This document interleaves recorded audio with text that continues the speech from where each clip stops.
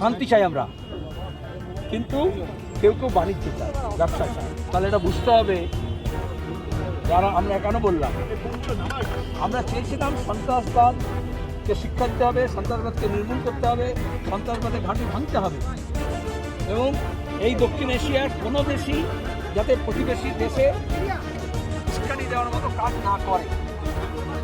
শান্তি চাই আমরা, কিন্তু কেউ কেউ বাণিজ্য চায়, ব্যবসা চায়।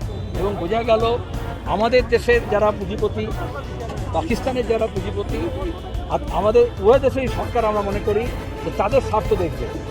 সুতরাং যেই মুহূর্তে বললো will give you trade, trade up করা হলো। তাহলে যারা একেবারে এমন অবস্থা ছিল যে আমরা যারা শান্তির কথা বলছিলাম, আমাদেরকে প্রতি ঢাল দিচ্ছিল, তারা যখন দুঃখ প্রকাশ করা হচ্ছে নিজেদেরকে, এবং তাদের মধ্যে আমি জানি না পীযূষ গোয়েল যখন নিয়ে যাবে কোন কোন সাংবাদিক সম্পাদকদের সঙ্গে নিয়ে যাচ্ছে, তারা যদি কিছুটা ভগ্নাংশ পায় ব্যবসার। বাংলা হাটের আরও খবর দেখতে নজর রাখুন। বাংলা খবর মানেই বাংলা হাট।